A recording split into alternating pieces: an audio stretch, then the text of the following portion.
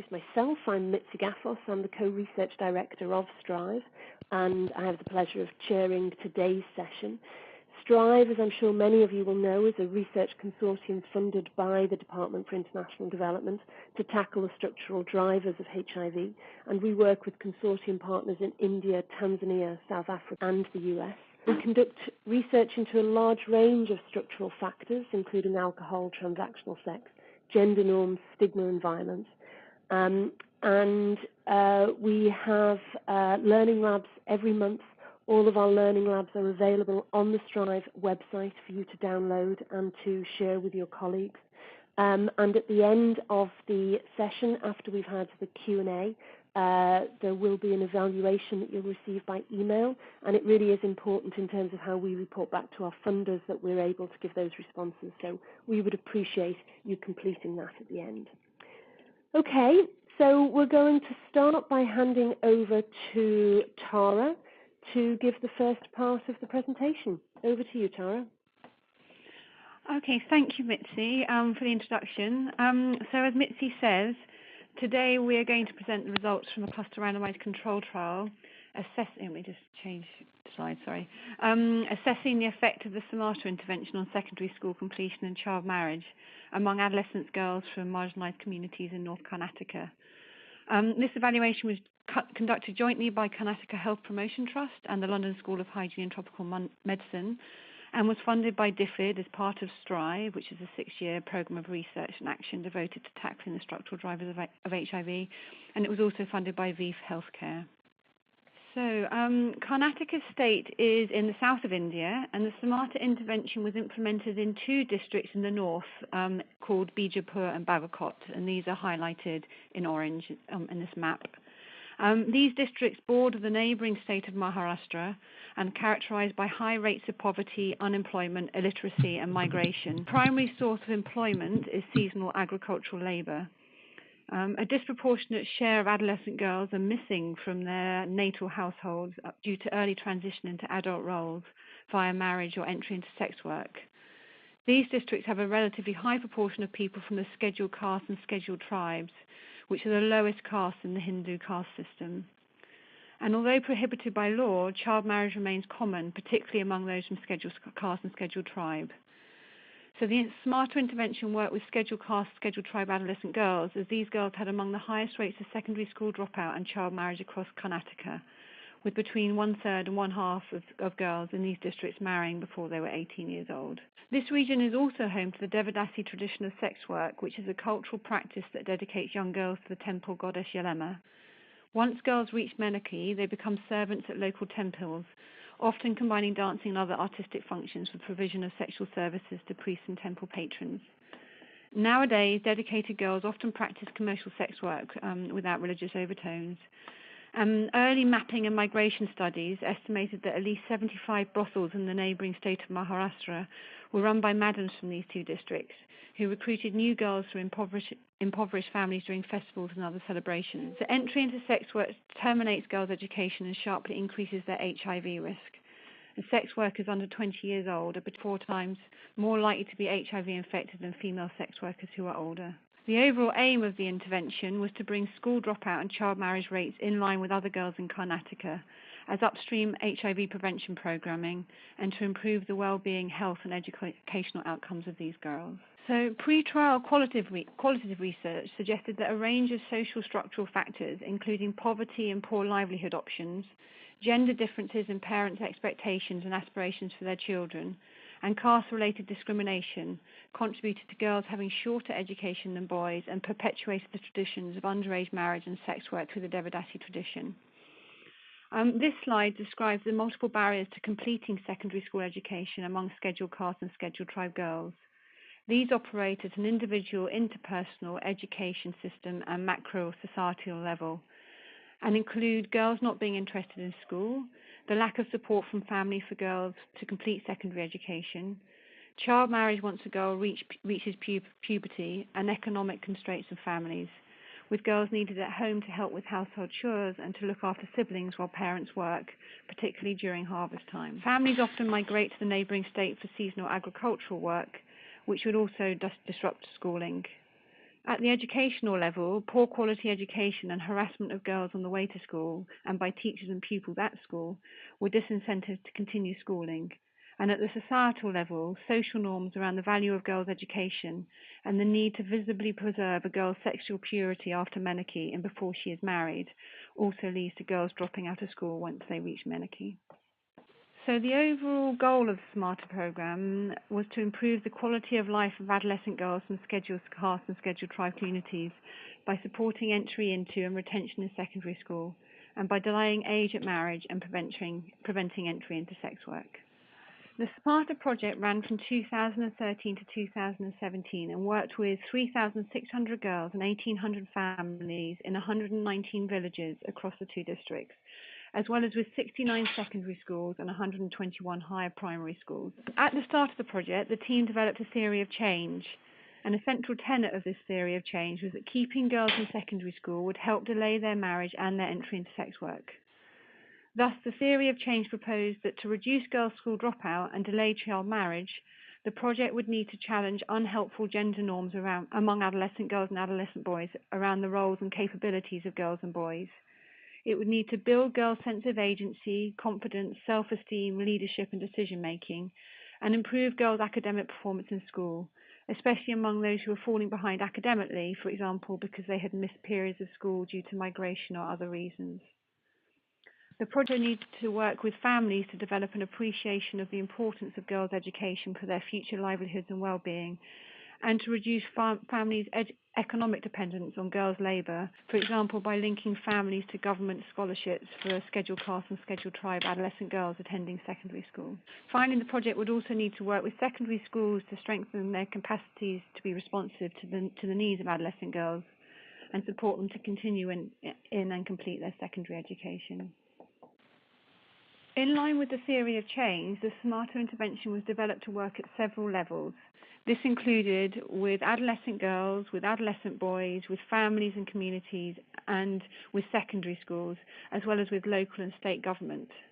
With adolescent girls, the intervention facilitated access to government scholarships and other economic schemes. The intervention develops a sports-based group reflection sessions called Paravatam Plus, which was designed to bring girls together into a group to play sport and to have facilitated discussions which challenged unhelpful gender norms, including around girl education and child marriage.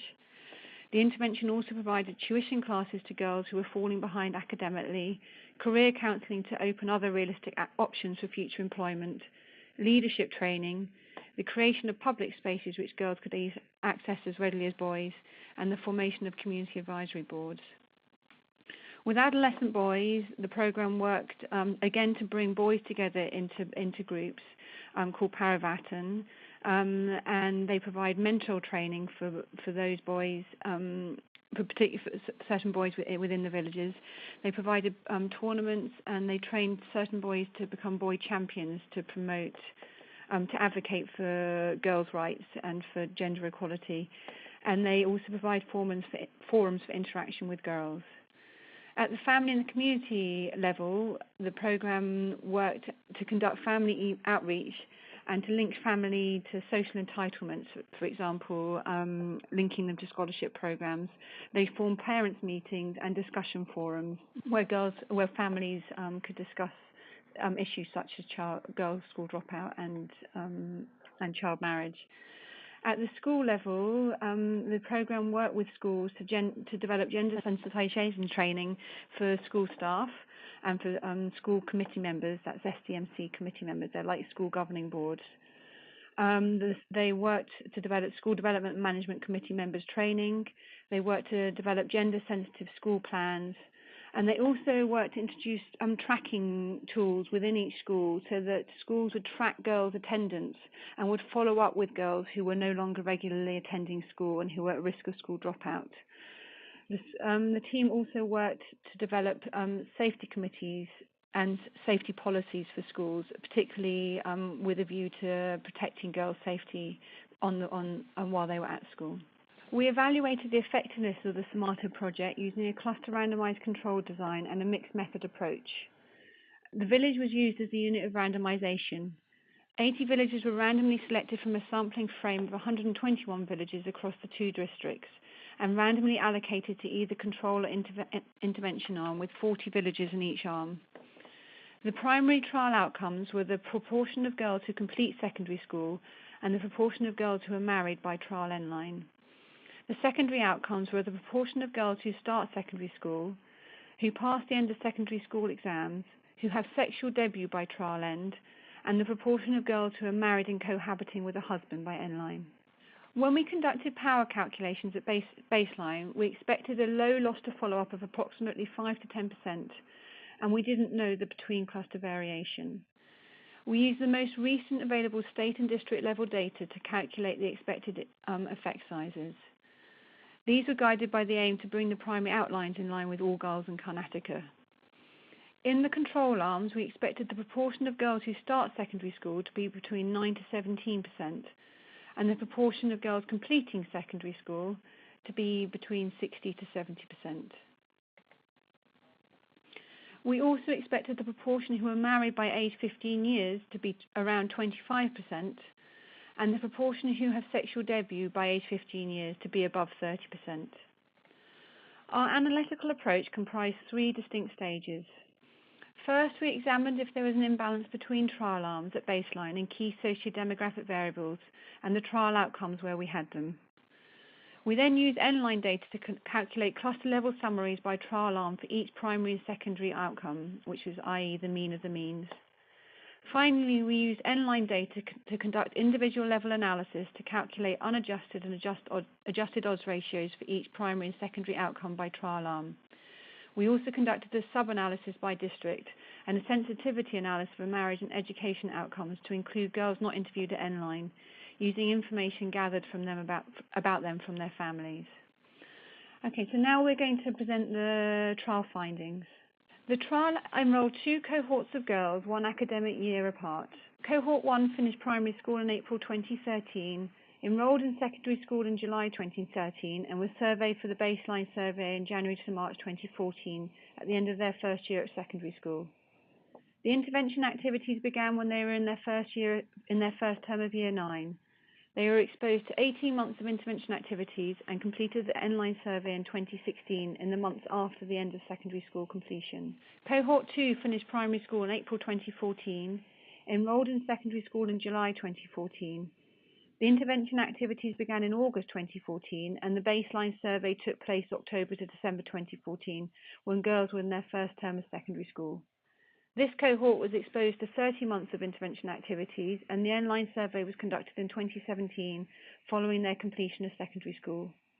Girls at baseline were 13 to 14 years old, and the girls at end-line were 15 to 16 years old.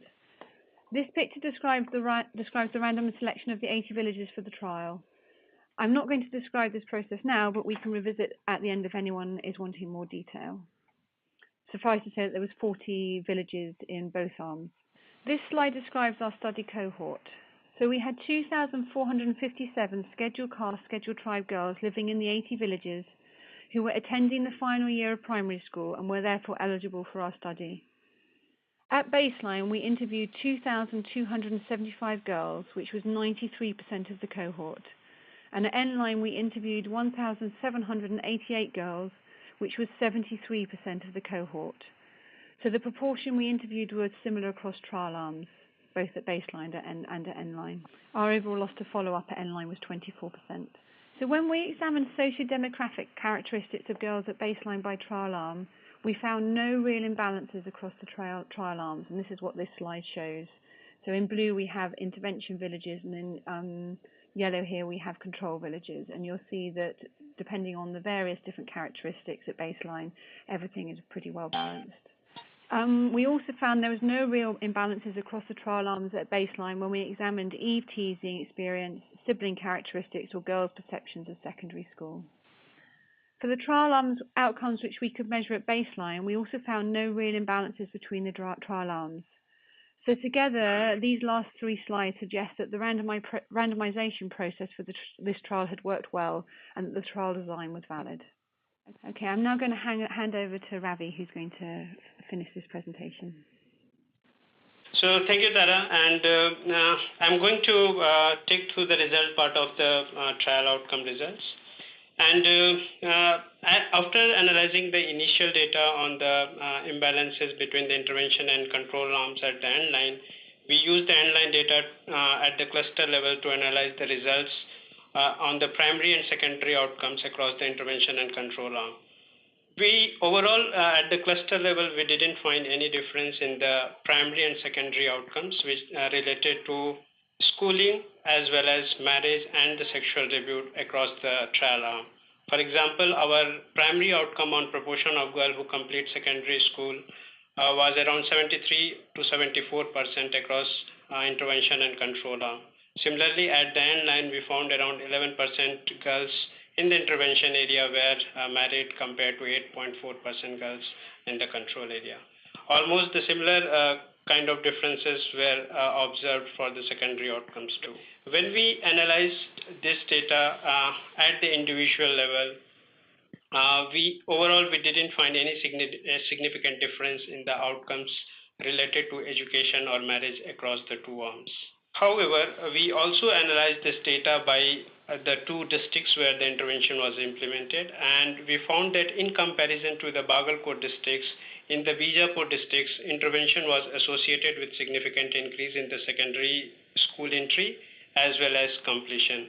As you can see, the first outcome, which was the proportion of girls who complete secondary outcomes, the girls were significantly more likely to appear in the class 10th exam in the intervention area compared to those in the control area. Similarly, the girls were more likely to enter into class 8, which is the beginning of the secondary school in the intervention area compared to the control area. We also tried to analyze the association between schooling and marriage, and the analysis was done at the overall level and as well as for the district. At the overall level, we used the two indicators, which is the girls who do not complete secondary school versus those who complete secondary school in the intervention area, and try to link them with the marriage. The result shows that the likelihood of marriage among those who complete the secondary school was lesser among in the intervention area among the girls who passed the secondary school. We didn't find any association between girls' appearance or the attendance into class 10th exam with the marriage. When we analyzed this data at the district level, we found the results were much better in Bijapur compared to the Bagalkot.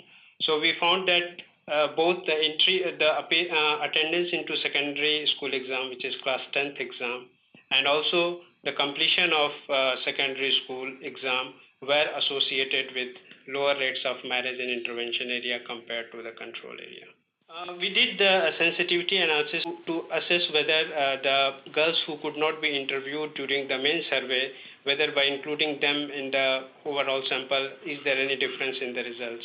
So we included additional 544 girls who were not participated in the end-line survey, but their information regarding schooling and marriage was collected from either family members or the neighbors. By including those samples, we didn't find any difference in the results what we have seen at the overall level, as well as we didn't see any difference in the sub-district level, that is Bijapur and Bagalkot. So by including the additional girls who were not interviewed in the survey, the results remain same.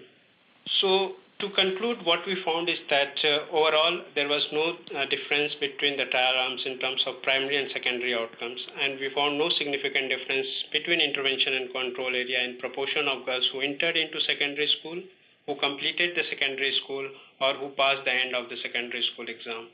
We also didn't find any significant difference in the proportion of girls who married by end line, or who were cohabiting with their husband, or those who reported the sexual debut at the end line.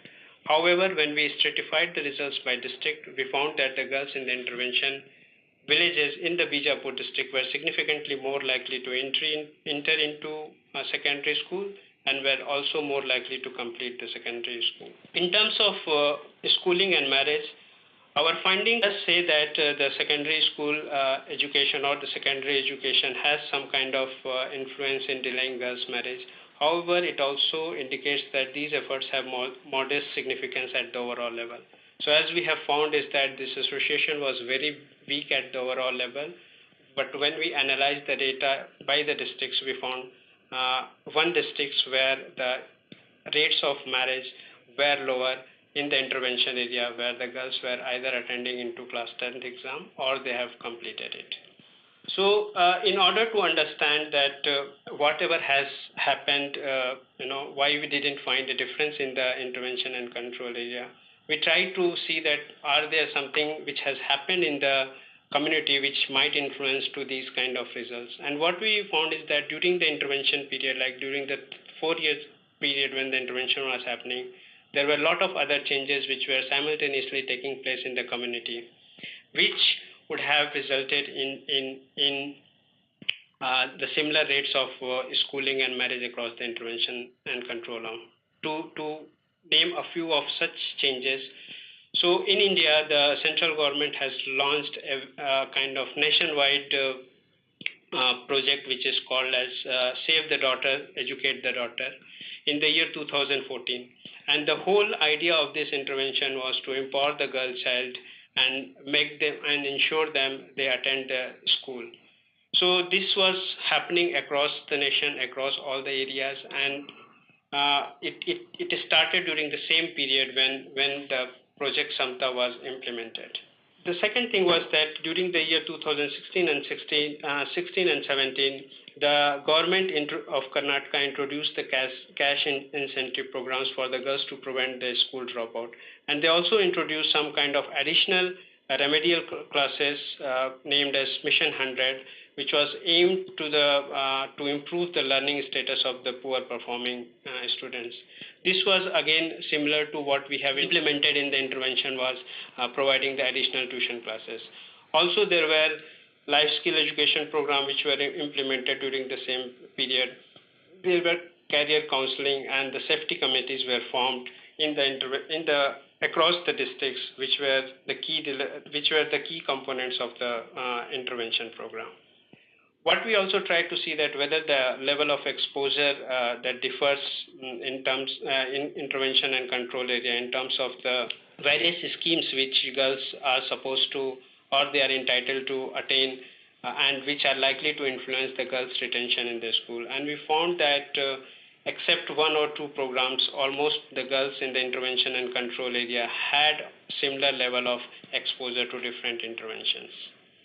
So it reveals that during the intervention period when the project was implemented, on one hand, there was a kind of various other national and government state level programs that were implemented to improve girls' retention into school, but at the same time, the girls were also exposed to multiple things like scholarship and access to various schemes, which were the key component of the intervention, and the similar, almost things of the similar nature were also implemented across the state, and that's why the girls from the control area were also exposed to similar things. We also hypothesized a few of the points and which we thought that can explain the no differences between the trial arms. So what we emphasize is that there are the secular changes in the prevalence of school completion and early marriage due to national, state, and district level interventions to keep girls in school, which can lead to the improvement in the control areas. Also, the program was likely to be delivered for 36 months, but due to the insufficient funding in the beginning of the program and due to the other challenges, the intervention was implemented for 18 months for the control cohort 1 girls and 30 months for the cohort 2 girls. So girls had insufficient exposure to the intervention. Also, the timing of intervention was too late. So though the intervention was planned to reach the girls at the end of primary school, which is class 7, the girls from cohort 1 and cohort 2 were intervened when they were already entered into secondary school. So there was no sufficient time for work on improving the quality of learnings among these girls. Also, some of the program components were implemented during the course of the intervention. Like all the intervention components were not imparted at the beginning of the intervention, especially the one which was related to parents and family level intervention. So The entire intervention was not delivered throughout, and we also see that we missed to implement some of the key intervention activities which were supposed to be there since the beginning. What we also try to do is that we try to understand or address these hypotheses through secondary data which is available and try to understand which of these have worked actually. We started analyzing each and every hypothesis, and in order to see whether there is a secular change in the key outcomes related to marriage and education, we analyzed the data for last 15 years from the secondary data sources, which are the district level and the national level surveys. And we found that there has been a increase in the school attainment, and there has been reduction in the marriage as well as the cohabitation across the district. So this is just the data from one district, but the similar trend we have found at the state level as well as in the Bijapur district. So this data suggests that yes, there has been secular changes in the key outcomes during the period when intervention was implemented. We analyzed the second hypothesis, whether the duration of exposure duration of intervention has to do something with the outcome, but we didn't find any clear association between duration of exposure and the outcome. So girls from both the cohort had differential outcomes, have differential primary and secondary outcomes across intervention and control arms. However, when we analyzed the intensity of the program exposure, we found that the more frequent contacts and more repeated visit with the girls were associated with better outcomes in the intervention area. So girls having contacted on a weekly basis had higher chances of attending the class 10th exam at the end line and lower chances of being married at the end line compared to those who were not contacted so frequently. We also got the similar things or similar results from the qualitative interview, where the qualitative findings suggest that the girls in the intervention villages, they stand differently in many aspects, especially to those who were exposed to the most of the intervention components. So like the girls had better exposure to intervention, they had better self-esteem and clarity on their educational aspirations. The girls from intervention area had better skills to manage family relationship and negotiate their needs. And they had the various other sources of support through which they can negotiate kind of better education and marriage related outcomes for them. I'm not going to go through these quotes, but the qualitative data does suggest what we have found in the quantitative data in terms of intensity of exposure. Regarding the third hypothesis, whether we did the intervention, whether the intervention was not implemented as planned, and whether it has to do something with the results what we are getting. So it does. The qualitative data does show that the timing of the intervention was too late, and there was kind of missed opportunity to intervene them at the early phases of the intervention.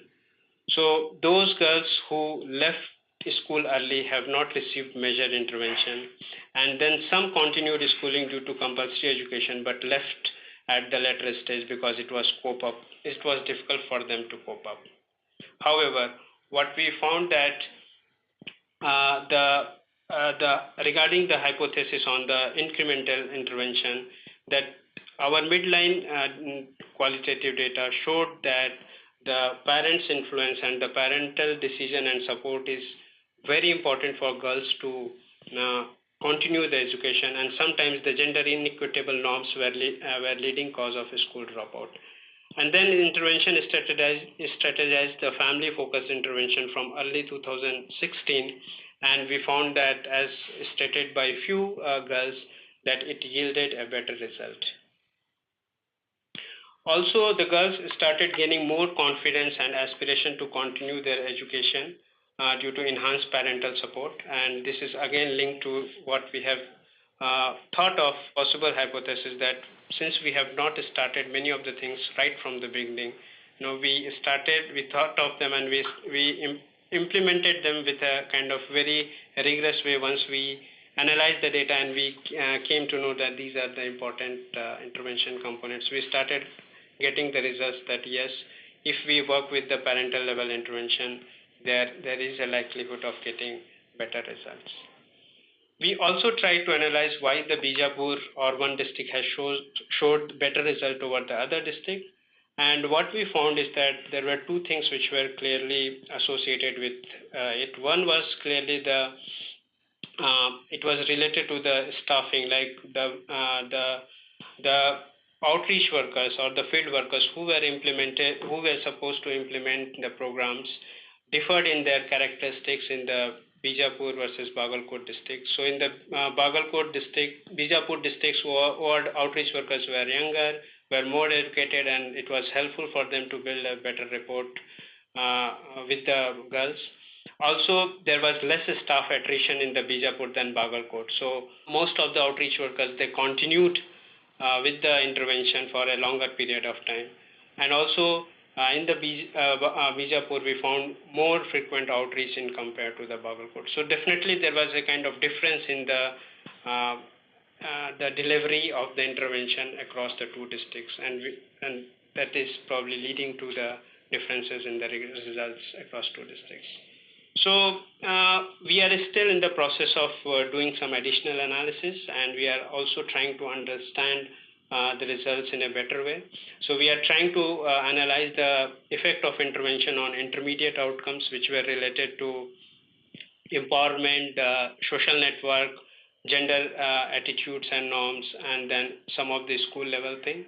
We are also trying to analyze the family and school level data to assess the changes in community level gender norms and attitude across the intervention and control arm.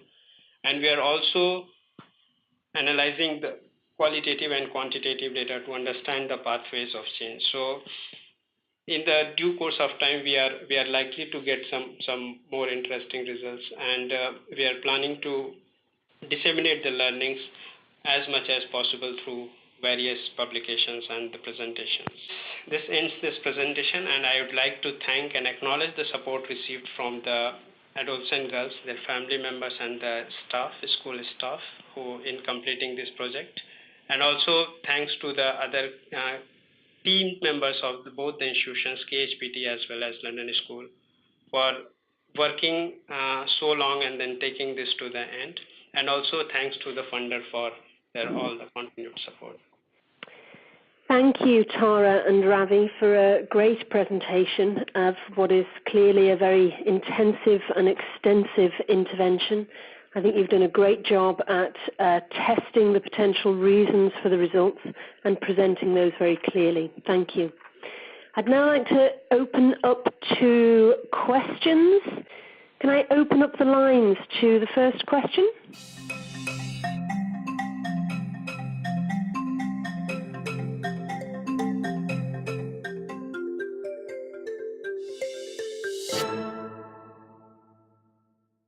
So while we wait for people to gather their thoughts for some questions, can I ask Ravi, so you've looked at a lot of different aspects of how the intervention was delivered, the intensity, the quality, etc.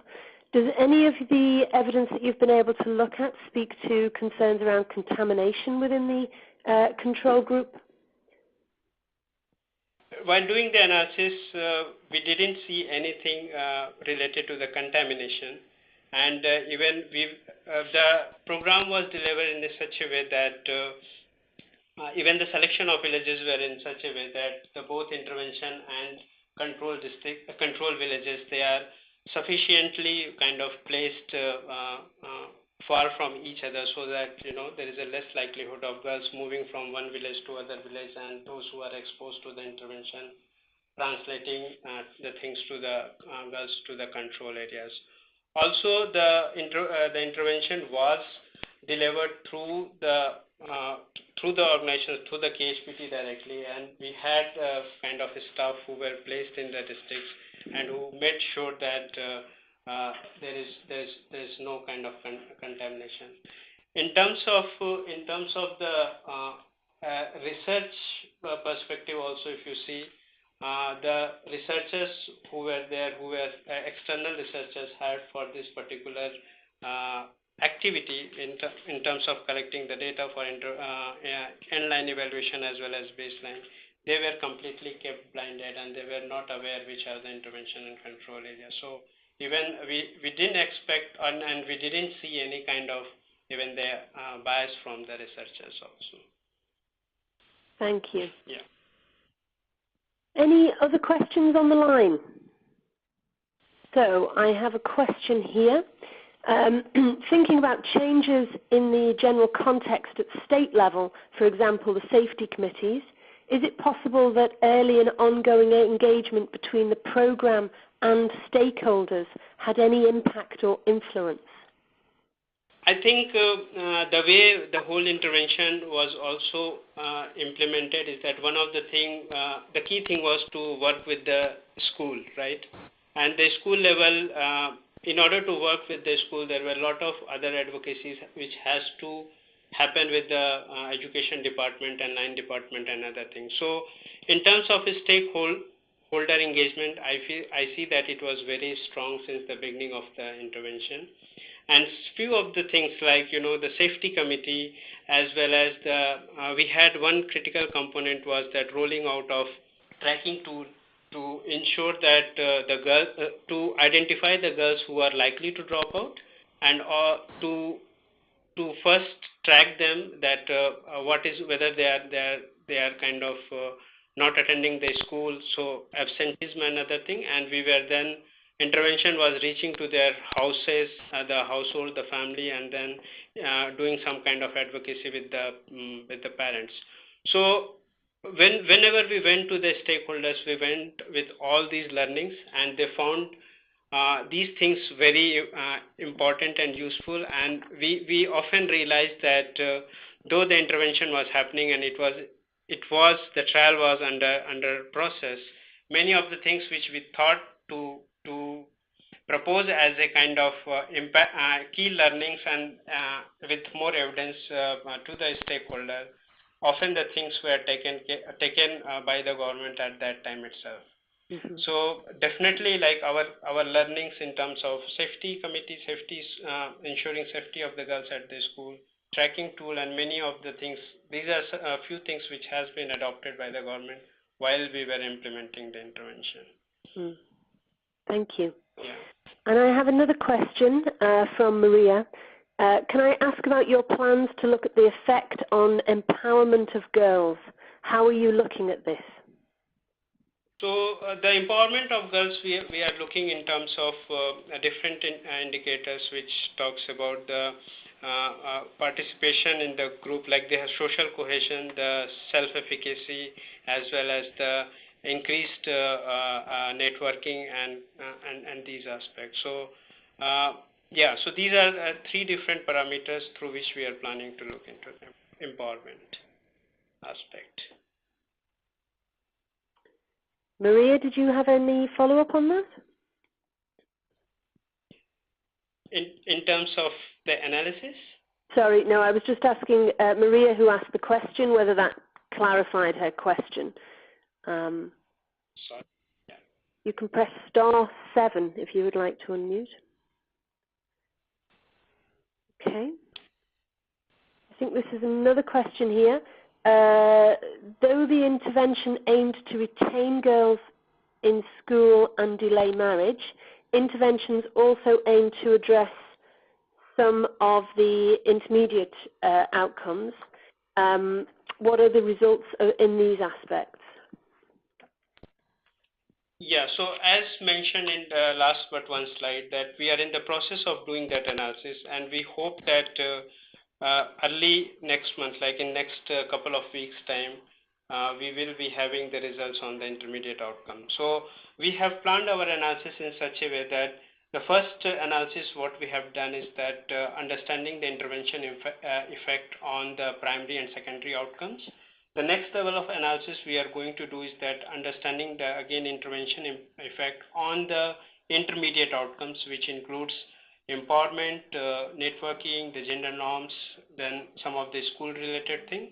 And then our third analysis is going to link these two, where we are linking the intermediate outcomes with the main outcome through a pathway analysis, and we are planning to do this even including the qualitative data together. So all these analyses, these are in the pipeline, and we are just analyzing those data, and we expect the results to come very soon. Thank you. Any other questions from anybody on the line?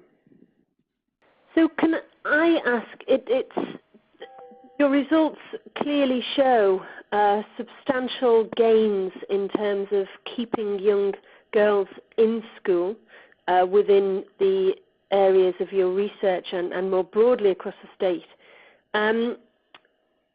Have you had any discussions locally about what may be the additional efforts that are necessary to reach the remaining 25% who aren't completing schooling?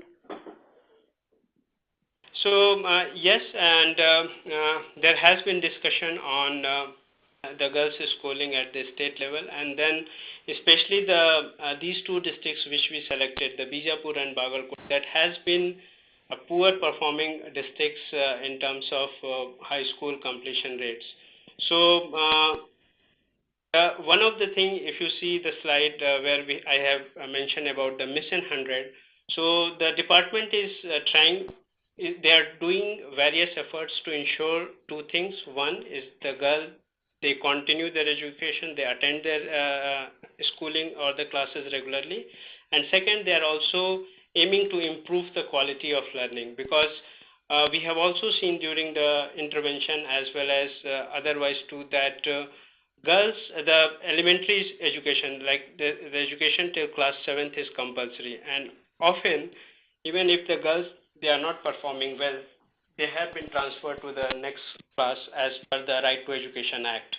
So what happens is that when the girl comes in class 8, the secondary school, they often don't fulfill the kind of, or they cannot match the expectation in terms of the load and the other thing what the schooling has. So what they are also planning is to do these kind of additional remedial coaching classes like Mission 100, what they have done last 2 years, where they are bringing the all poor performing girls from the public school, which is government school, to a common place, and they are selecting the key teachers from from different schools, and they are bringing them together and then trying to give them extra coaching classes for say a month's time, and they are trying to improve the learning by doing that. So I think there are multiple things. One is the cash incentive which they are doing for the girls who are continuously attending the school, and they are also doing the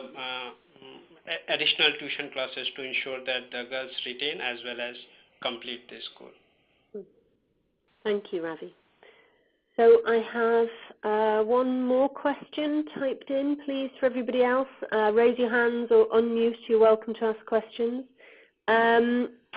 What are the policy uptake plans, if any, for this intervention, and what are the options for scaling up the intervention?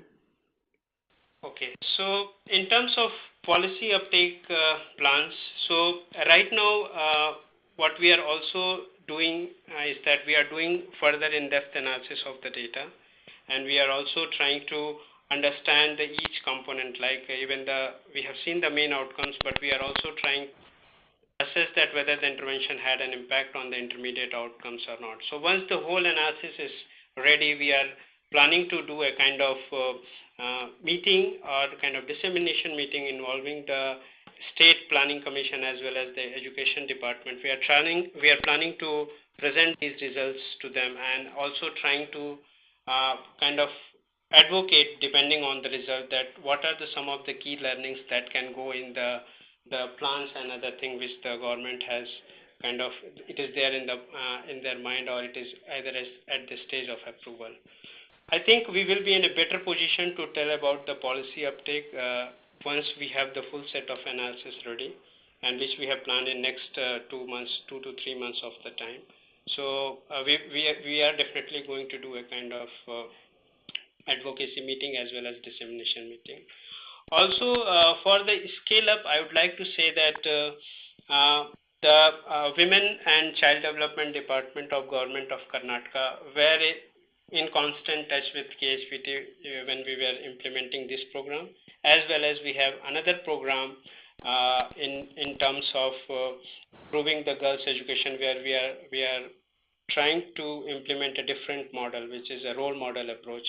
So we have been continuously doing some kind of advocacy with the department, the Women and Child Department, and they have come up with a new proposal where they are planning to improve the education level of the girls from the marginalized community across the districts of Karnataka. So we are also hoping that some of the key components of the intervention, or the successful intervention components, are likely to be rolled out in due course of time. So again, everything will be done post our definitely the policy or the advocacy meeting, but we see that there is a very good opportunity for us to scale up this intervention. So not as a whole package, but some of the component of this intervention are likely to go into the existing program as well as the programs which are planned. Follow-up question. So would there be a draft report available from the presentation today, just to say that the Learning Lab will be available online, so as you can hear this whole discussion and see the slides? And just to follow up on that, Ravi, somebody's asking, how can we learn a bit more about this new model to be adopted for scaling up that you've just mentioned? Maybe through you all, we can kind of inform the participants about what is the final new model which are coming up in terms of the scale up of this intervention. So maybe that can be done, because still it is under discussion. We are very hopeful that it will come soon. Thank you. And I think we've got time for maybe just one or two last questions.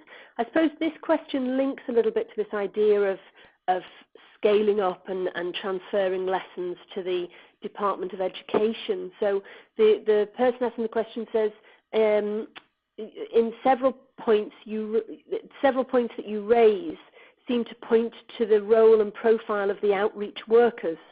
And is this a key learning for the future and how these sort of programs are delivered?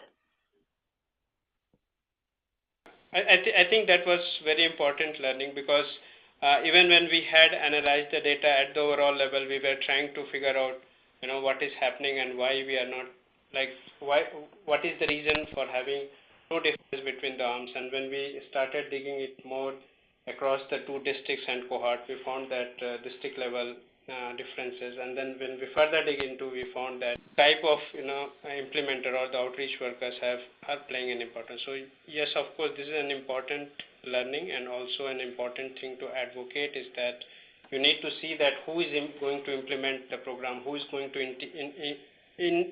interact with these girls as well as families on day-to-day basis. So I think their profile and their commitment is very important to ensure the success of the intervention.